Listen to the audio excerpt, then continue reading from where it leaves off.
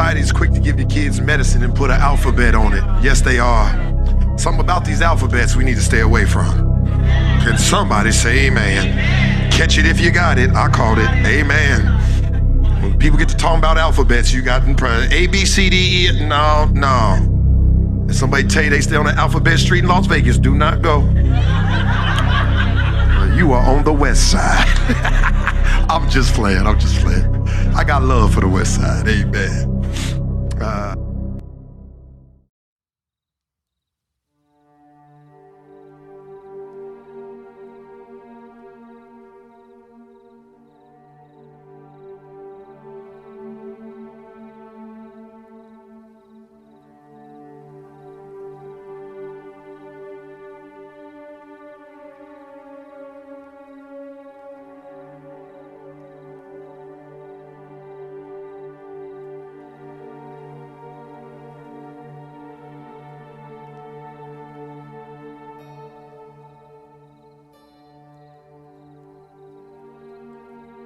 I've seen homeless people lay right at the foot of church doors Sunday morning. And I've seen the people come out of the church after they've gotten a word, step right over the homeless and keep right on going. He's asking, does anybody have a few dollars so I can get something to eat? I was hungry and you fed me not.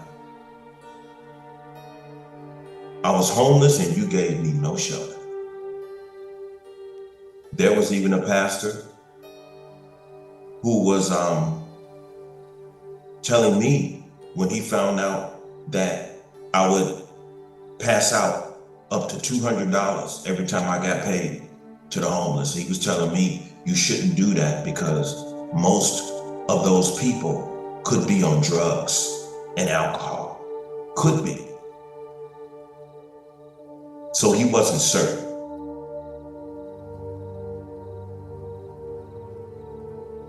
But after you give, you're not supposed to be concerned of what they do with what you give them. Because after you decide to give it, it's no longer yours, it's theirs. I've only heard pastors talk against what Yeshua told us that we should do. So what was Yeshua really teaching? He was showing us how to be human beings. It was all about humanity. If you do not know what it means to be a human being, it does not matter what you call yourself. You can be a pastor.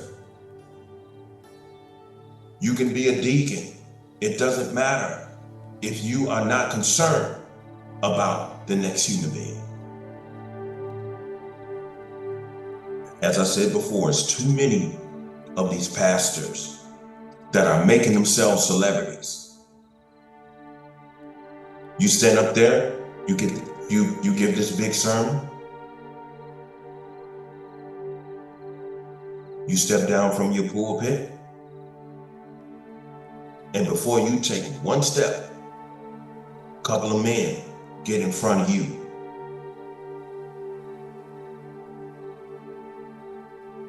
To separate you from the people, and they walk you to your office. And you go in there and you close the door, and you got two men standing outside your door. Like you so important. Like you so important. Everybody want to be Minister Louis Farrakhan. The same man who you always criticize, you want to be just like him. However, he's a better disciple than you will ever be.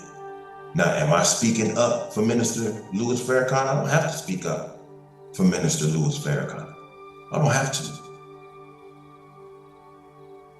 But the whole thing is, if your church are indeed full of saints, why do you have to feel as though you have to be protected from the saints?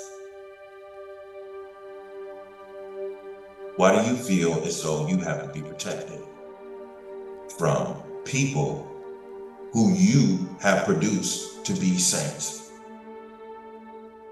You're not better than them. You're actually worse. Because you're in the position to where you should be better. But you're not. A lot of you pastors are going straight to hell.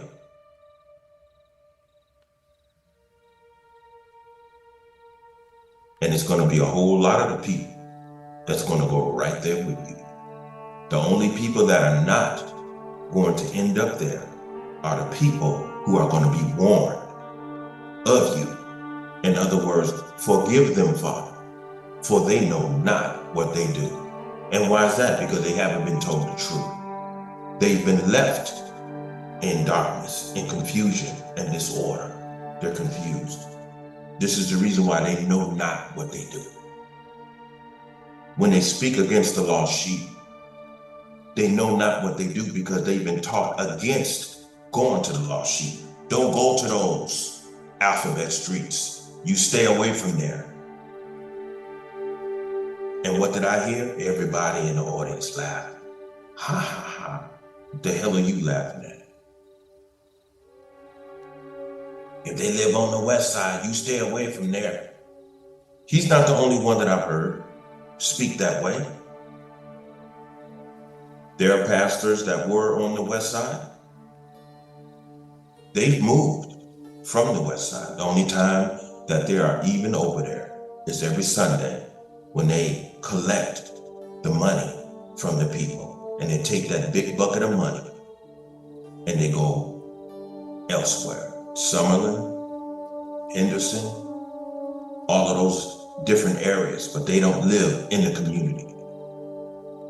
They got out of the community because they said it's not safe to live here. You a pastor and you know the truth. How come it's not safe to live there? You're the reason why it's not safe. Well, they got drug dealers all over the place. And you don't speak against the drugs over there? You don't speak against the prostitution? You don't speak against the drug use and the gang violence? When you don't speak against it, then you advocate it. You become the pimp. You become the drug dealer. You become the leader of the gangs because you're not out there trying to end it. Those people are lost. And the majority of the people that I spoke to over there had the church experience, but it didn't help them because none of you told them the truth. There were many young men that I knew over there when I used to drive the bus and when I used to speak. They would come to me, they would ask me, how can I change my life? And I would talk to them. And I would see the progression that these young men made because I sat and I listened and I talked to them. And they gave me insight into what was going on with them. And when they gave me insight to what was going on with them, then the Creator gave me the necessary wisdom in order to counsel them and help them realize certain things inside of themselves so that they will be able to recognize where their thinking pattern came from, so that they will understand this is the reason why I'm getting the results in my life is because of my thinking process. But the only way that I gave them that time is because I'm a human being. And I don't have a problem being a human being. I understand the man's message because it's a message of humanity. It's a humanitarian message. It's humane. It's a humane message. And unless you understand that and understand the importance of being a human being, no matter what you call yourself, nothing's better. Nothing is going to happen to where you can be prosperous in your life. When all of this comes to an end, you don't want to be the ones to where the Creator turn you away and tell you, I know you not. I don't know you. Imagine a Creator that created you as an individual, and in the end times, He comes back and He tells you, I don't even know you. So why is it that the Creator can no longer recognize its own?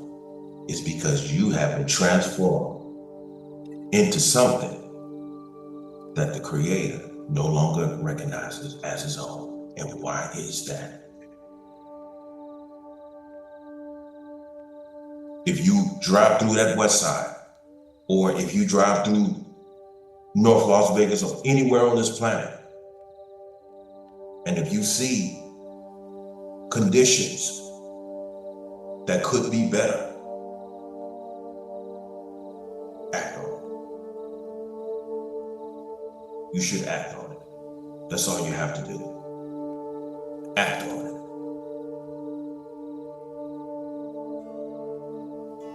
There's some people that I'm supposed to be meeting up with. And we're going to be putting our heads together and our hearts together to come up with some solutions on how to go about making things better on the so-called alphabet streets.